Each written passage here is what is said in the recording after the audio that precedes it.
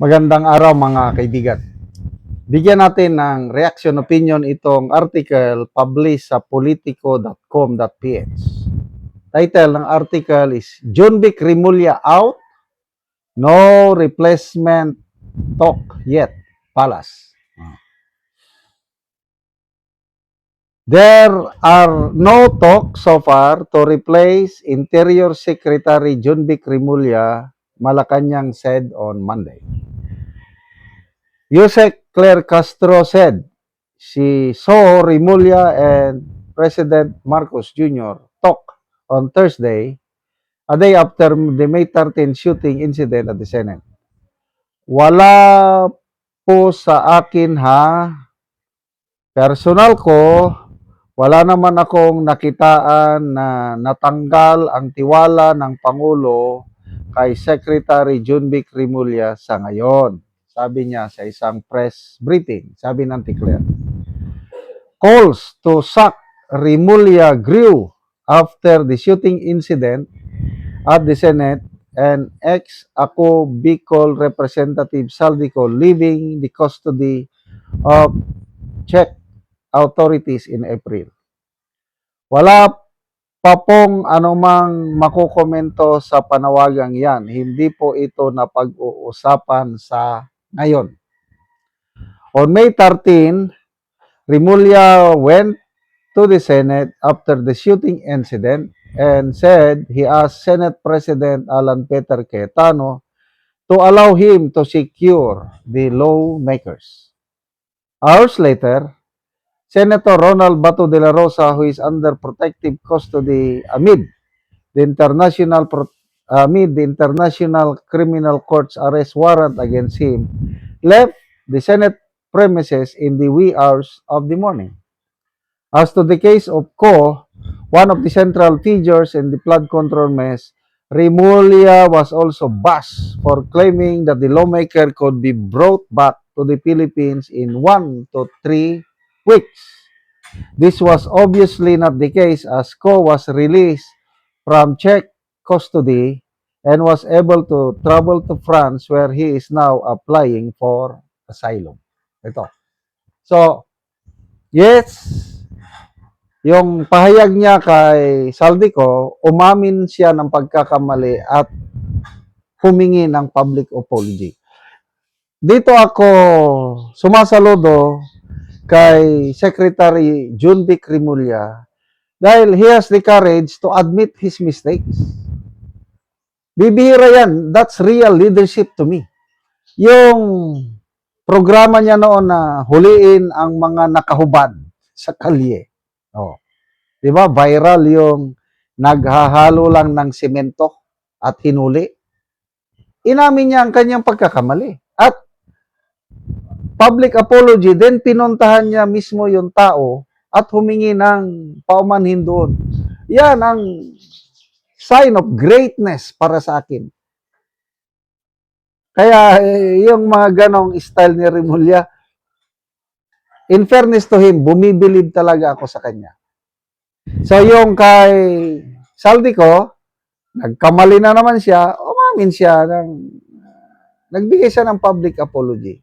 But dito, pagdating kay Bato, kay Trillanes, again, sumasaludo ako kay John Vic Remulla. Sabi niya, ano ba yung ICC warrant of arrest na yan? We will not enforce. Dahil hindi dumaan sa Interpol, hindi naman dumaan sa mga local courts, which is correct.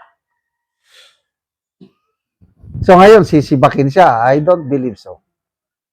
Kung totoo, yung sinabi ng Pangulo sa kanyang video message after yung shooting incident, wala akong utos na aristuhin si Bato.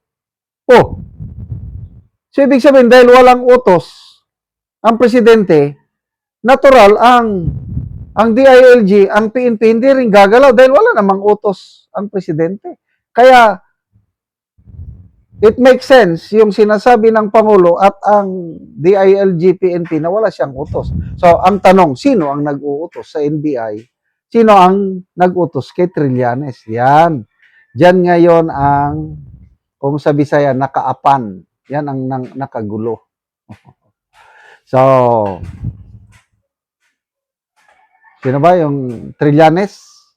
Nagsabi na he is willing daw, available daw siya kung i-appoint siya na cabinet secretary ni PBBM. Baka nga umaasa si Trillanes na siya ang ilagay sa DILG. Oh, sige, subukan nyo. Oh, ako, mayroon na akong hinala. Sino yung nag-utos? Sino yung authority ni Trillanes? Eh sabi ng Pangulo, wala siyang inutusan. Hindi niya inutusan ng NBI. So, ibig sabihin, wala rin siyang authority na ibinigay kay Trillanes. So, may ibang nag-utos sa NBI kay Trillanes. Oh, your guess is as good as mine. Para bang i-connect ulit yung pagsibak kay dating Executive Secretary Lucas Bersamin last year yun. Pinalabas na nag-voluntary resignation only to find out. Sabi niya, I did not resign. Tinawagan ako ng isang tao na hindi naman taga Malacanang na pinapaalis na ako sa aking pwesto, kaya umalis ako.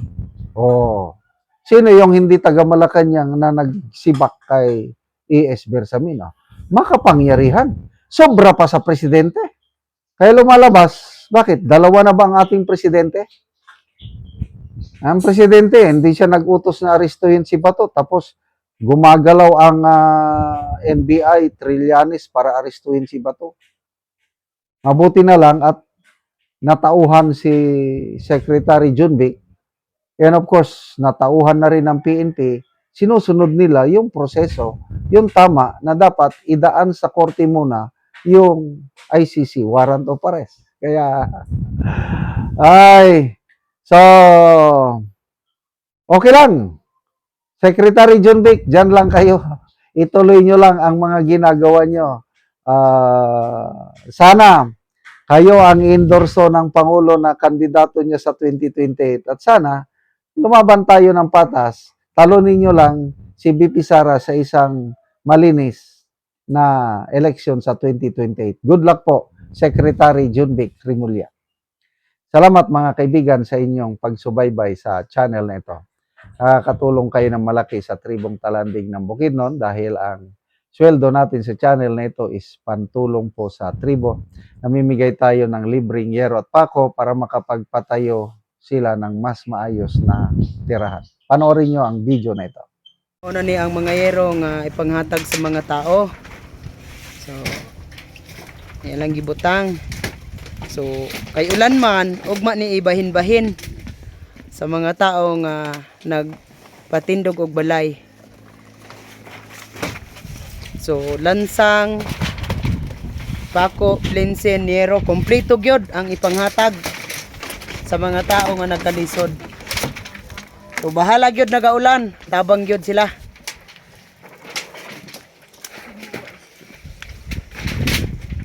Kay dinhi sa among lugar, dagan gyud nga pags. Pags dala ulan.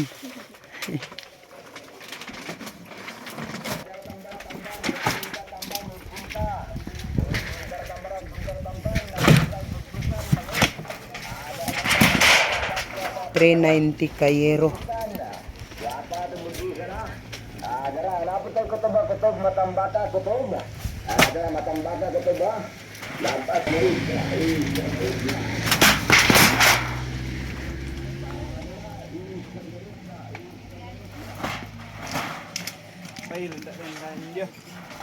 Ha?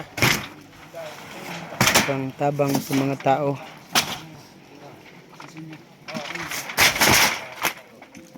Nga mga daot na ang ilang balay. Marami.